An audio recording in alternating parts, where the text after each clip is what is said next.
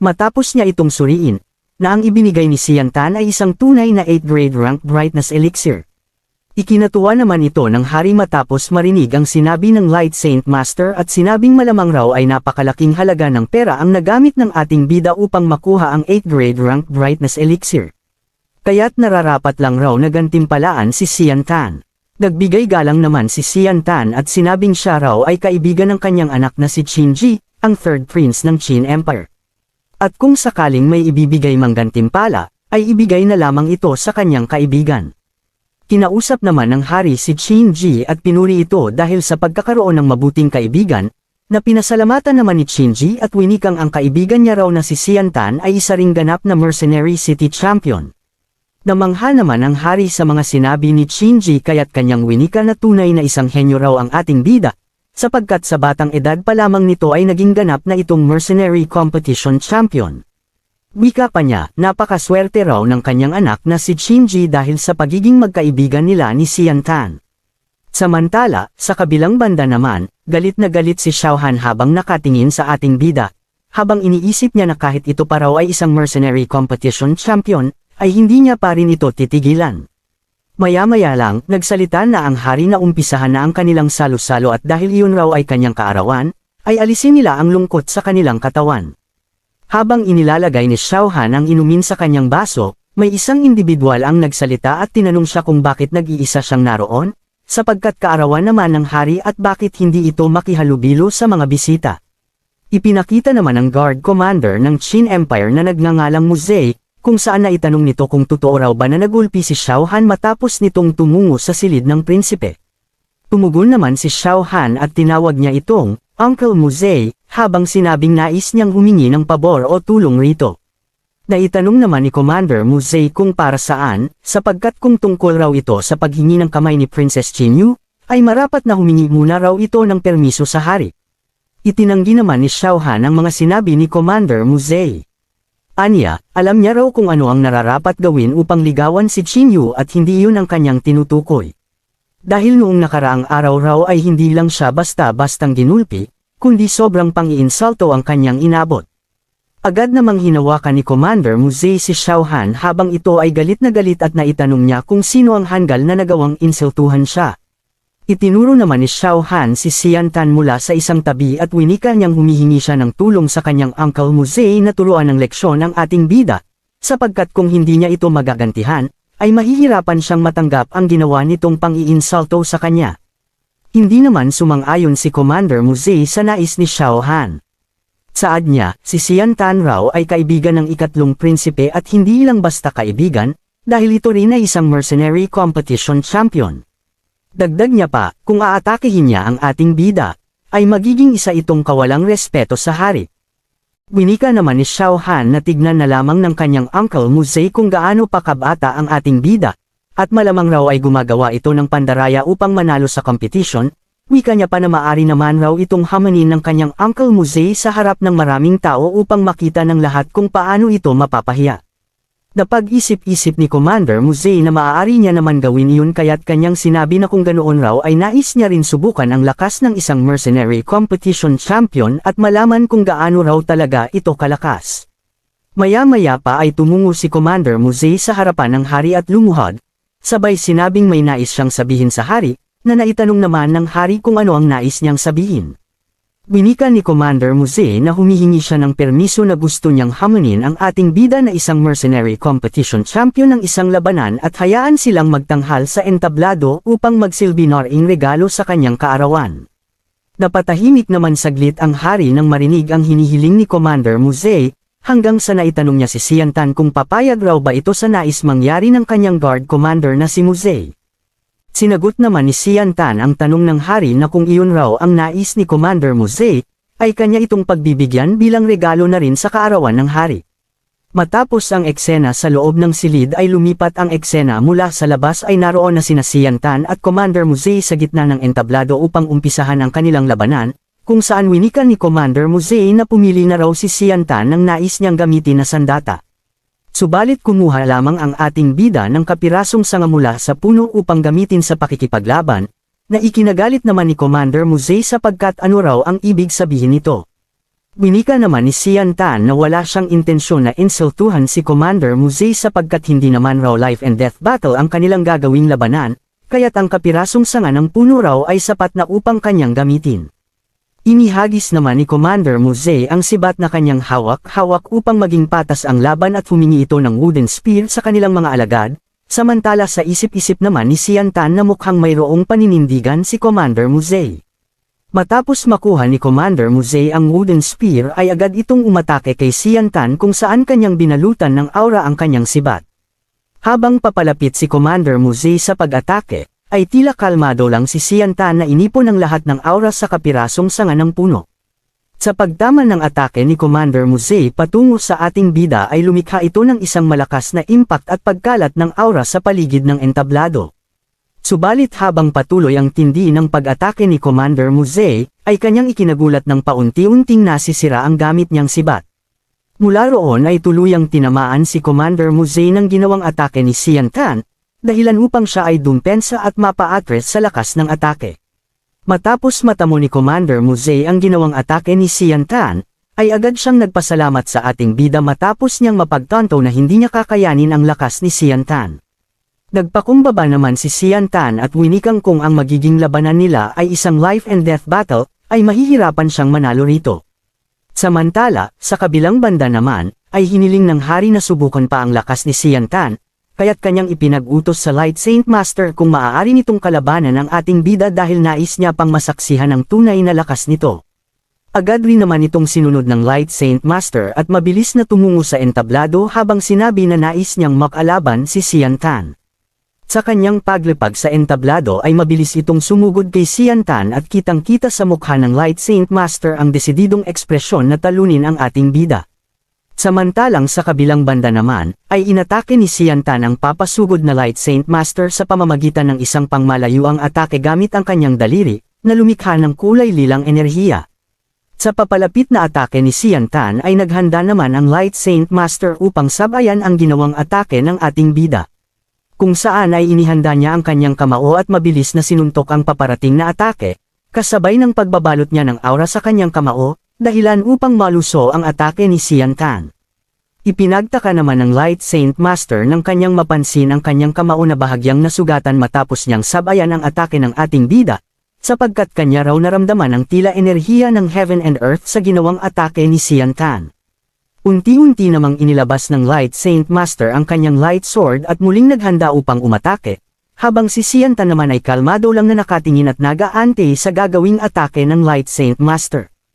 Maya-maya pa ay itinutok ni Xian Tan ang kapirasong sanga ng puno sa kalangitan at lumikha ng isang malaking bowl ang apoy sa ere, na ikinagulat naman ng Light Saint Master sapagkat hindi niya raw akalain na nakakayang kontrolin ni Xian Tan ang enerhiya ng Heaven and Earth.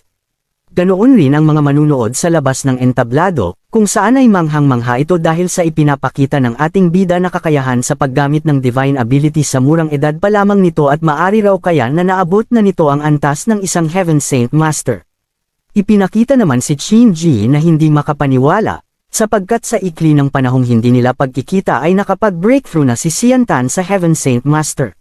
Mula naman sa entablado ay matapos makapaghanda si Xian Tan at ng Light Saint Master, ay agad na sumugod ang Light Saint Master kay Xian Tan habang binabanggit ang kanyang teknik na Fire Cluster Cloud Sword, Heavenly Fire Slash.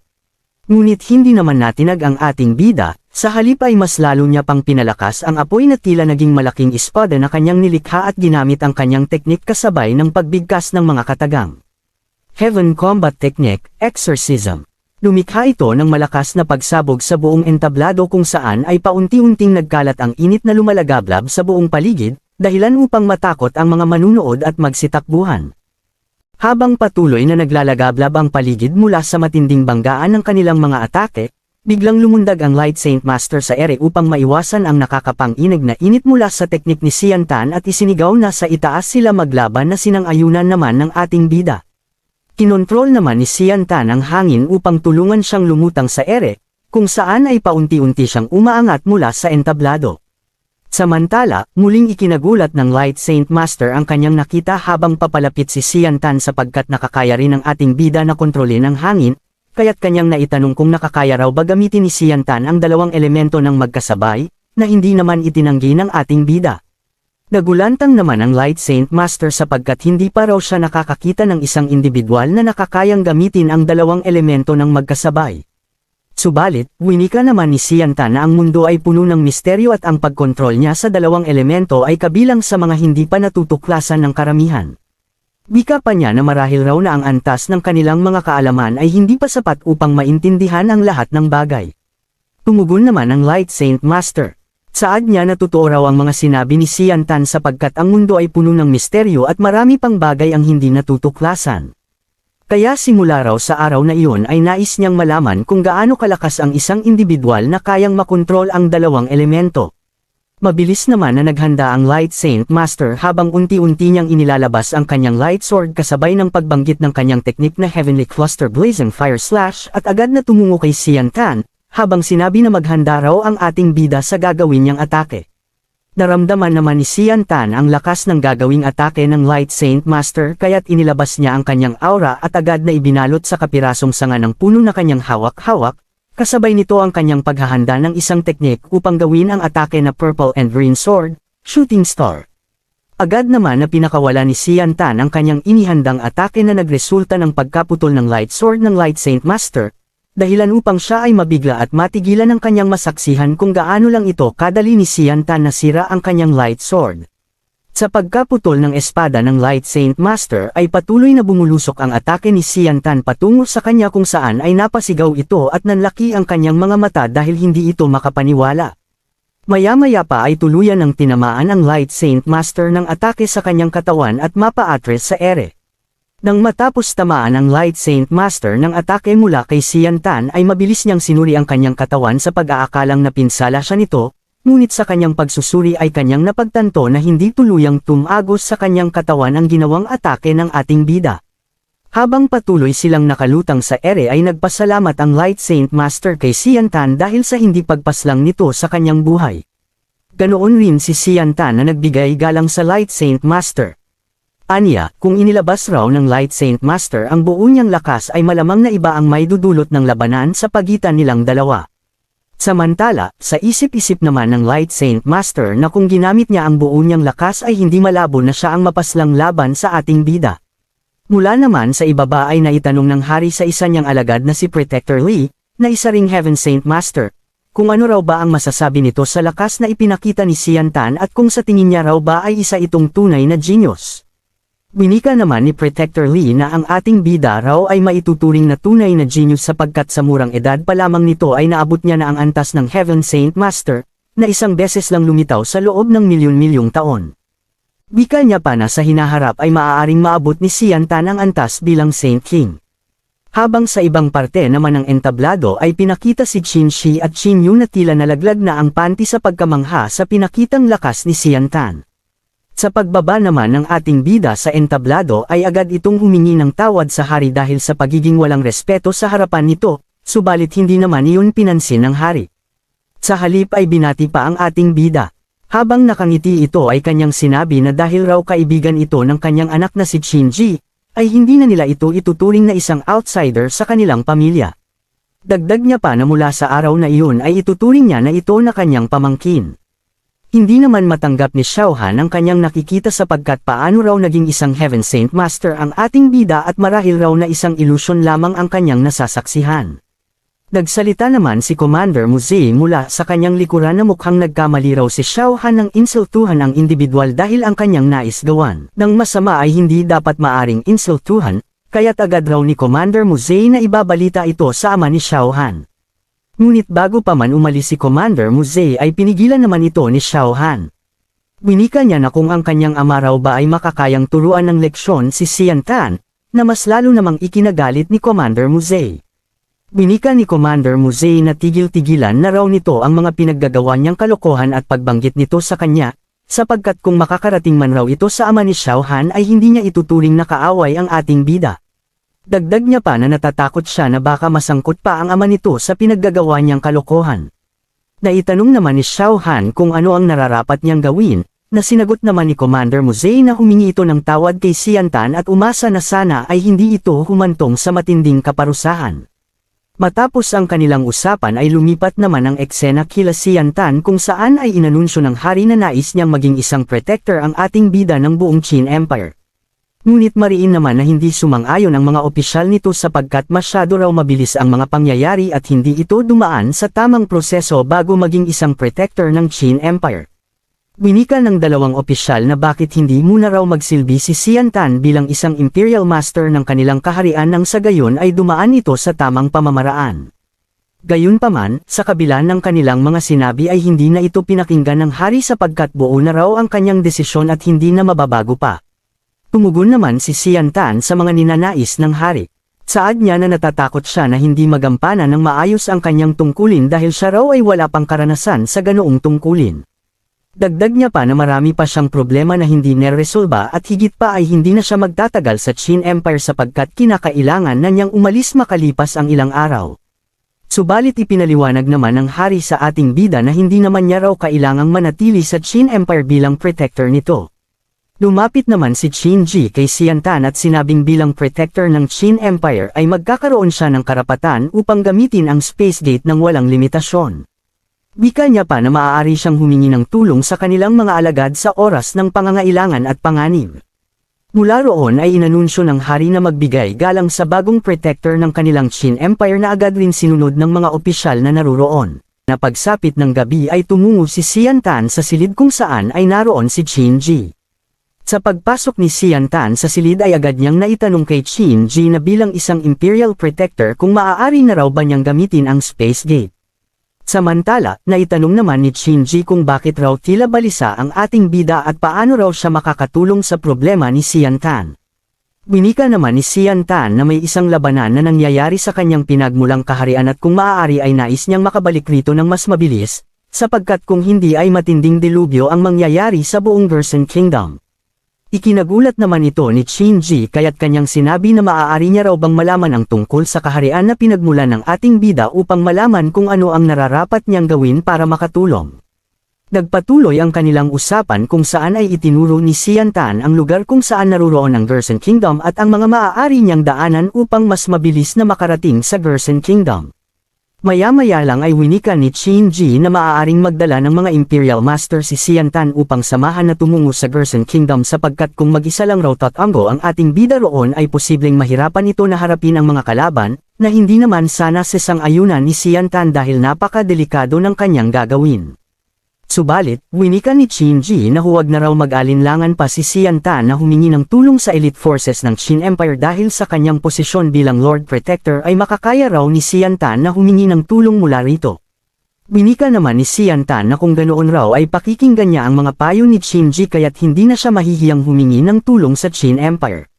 Makalipas ang buong gabi, kinabukasan ay tumungo na rin sina Xian Tan sa isang parte ng kagubatan na malapit sa kaharian ng Gerson Kingdom kasama ang 4 na Imperial Master mula sa Qin Empire sa pamamagitan ng Teleportation Space Gate. Sa kanilang pagdating ay naitanong ng isang Imperial Master kay Xian Tan kung saan raw ba sila susunod na tatango. Na sinagot naman ni Xian Tan na mayroon raw isang lungsod sa silangang parte na malapit sa Gerson Kingdom, kaya't doon muna raw sila tatango upang mang-alap ng impormasyon. Lumipas ang ilang sandali ay pinakita sina Xian Tan na lumilipad at mabilis na tumutungo sa isang lungsod na kanilang napagdesisyonan na unang puntahan. Sa kanilang pagbaba sa isang lungsod ay inumpisahan ni Xian Tan na magtanong-tanong sa mga mamamayan na naruroon upang mang-alap ng balita tungkol sa Gerson Kingdom, kung saan ay may isang individual na kanyang nakausap at sinabing noong mga nakalipas na 3 buwan raw ay may 4 na kaharian ang bumuo ng alyansa upang sugurin ang Gerson Kingdom. Habang sa kabilang banda naman ay narinig ito ng 2 individual na umiinom sa isang tabi at pinayuhan si Xian Tan na huwag na lamang itong pumunta sa Gerson Kingdom dahil sa nangyayari dito ay lubhang mapanganib ang tumungo roon. Bika pa nila na noong nakalipas raw na linggo ay may 2 Heaven Saint Master ang napaslang dahil sa pagprotekta sa Gerson Kingdom at 3 ang lubos na nasugatan. Habang sila naman ay nag-uusap ay tahimik na nakikinig si Xian Tan hanggang sa naibanggit ng isang individual na may nabalitaan siya na isang general ng Gerson Kingdom na hinuli ng isang Heaven Saint Master mula sa Pinyang Kingdom, kung saan ay pinagpuputol ang kamay at paa nito at isinabot sa tarangkahan ng Pinyang Kingdom.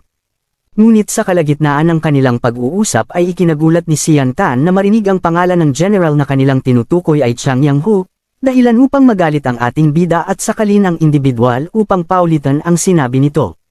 Tumugon naman ang individual habang sikal-sikal ni Sian Tan at kitang-kita ang takot sa mukha at kanyang sinabi na ang nagngangalang Chang Yang Hu raw ay hinuli ng isang Heaven Saint Master na nagmula sa Pingyang Kingdom at isinabot ito sa tarangkahan matapos pagpuputulan ang kamay at paa nito. Napayuko naman si Sian Tan sa galit kasabay ng paghingi ng tawad sa kanyang brother na si Chang Yang Hu sapagkat nahuli na siya ng dating. Matapos malaman ni Sian Tan ang mga impormasyon ay agad niyang pinag-utos sa 4 na Imperial Master na sila ay tumungo sa Gerson Kingdom at protektahan ang Changyang family, na agad rin naman sinunod ng mga ito. Samantala, mabilis naman na umalis si Sian Tan upang tumungo sa Pingyang Kingdom, habang sa isip-isip niya na sana raw ay buhay pa rin ang kanyang big brother sapagkat gagawin niya raw ang lahat upang mawala sa kontinente ang 4 na kaharian na nag-alyansa upang wasakin ang Gerson Kingdom. Nang makarating na si Sian Tan sa Pingyang Kingdom ay nadatna ni Sian Tan ang kanyang big brother na si Chang Yang Hu na nakasabit sa tarangkahan na putol ang mga braso at binti nito, dahilan upang mas lalong magalit ang ating bida at isinigaw na dudurugin niya raw ang buong Pingyang Kingdom. Mula naman sa ibaba ay napansin ng mga alagad ng Pingyang Kingdom ang paparating na isang individual, kaya't agad silang naghanda upang atakihin ang paparating na kalaban at mabilis nilang pinakawalan ang malalaking bala ng panak patungo sa paparating na individual. Pinakita naman si Sian Tan na mabilis na tumutungo sa Pingyang Kingdom, kasabay ng paghahanda upang dumpensa, kung saan ay mabilis niya naman napigilan ang mga paparating na bala ng malaking pana. Matapos madepensahan ni Sian Tan ang mga atake ay agad siyang gumanti ng isang pag-atake sa pamamagitan ng 2 slashes na tinawag niyang Purple and Green Codex, Gale Wind, na nagresulta ng malakas na pagsabog sa kinaroroonan ng mga alagad ng Pingyang Kingdom. Mabilis naman na kumilos si Sian Tan upang putulin ang tali na nakapulupot sa katawan ni Chang Yang Hu at agad na sinalo ito, habang humihingi ng tawad si Sian Tan dahil sa nahuli siya ng dating. Inilabas naman ni Sian Tan ang isang Heavenly Brightness Elixir upang maging paunang lunas sa mga sugat ni Chang Yang Hu at kanya itong pinainom, habang sa isip-isip ni Sian Tan na matapos niyang tapusin ang Pingyang Kingdom ay gagawa siya ng paraan upang maibalik ang mga naputol na braso at binti nito. Subalit habang abala si Sian Tan sa pagpapainom ng elixir kay Chang Yang Hu ay nagsalita ang commander ng Pingyang Kingdom na atakihin muli ng mga pana ang 2 hayop na mula sa Gerson Kingdom, na ikinagalit naman ni Sian Tan dahilan upang titigan niya ang mga ito ng masama at mag-ipon ng apoy na enerhiya sa kanyang kanang kamay. Ikinumpas naman ni Sian Tan ang kanyang kanang kamay sa ere habang hawak-hawak niya si Chang Yang Hu, kung saan ay lumikha siya ng isang tila espadang apoy na paunti-unting lumalaki at paghigop niya ng enerhiya mula sa heaven and earth, na ikinagulat naman ng mga alagad ng Pingyang Kingdom na naroroon. Sa pagwasiwas ni Sian Tan ng kanyang kamay ay nagsisigawan ang mga kalaban nang sila ay tamaan ng atake ni Sian Tan dahil sa sobrang init at lakas nito dahilan upang sila ay mapaslang at mawasak ang pader sa isang atake lamang. Samantala sa kabilang banda naman ay nakaiwas ang commander ng mga tauhan ng Pingyang Kingdom kaya't kanyang naitanong kung sino raw ang ating bida at bakit nito inaatake ang kanilang kaharian. Galit naman na sinagot ni Sian Tan ang tanong nito, saad niya na sa araw raw na iyon ay nais niyang wasakin ang buong Pingyang Kingdom at maski sa kasulok-sulukan nito ay kanya raw itong dudurugin. Muli namang naghanda si Sian Tan ng isang atake at pag-ipon ng enerhiyang apoy sa kanyang kanang kamay at mabilis na iwinasiwas ito patungo sa commander, at habang papalapit ang atake ng ating bida ay halos hindi na ito makagalaw dahil sa takot, kung saan ay pagsigaw na lamang ang tanging nagawa nito sa huling sandali ng kanyang buhay. Gumawa ito ng malakas na pagsabog sa buong Pingyang Kingdom, dahilan upang maramdaman ito ng isang elder na tinataglay ang lakas ng Heaven Saint Master na naruroon, kaya't agad itong nagpakita sa ating bida.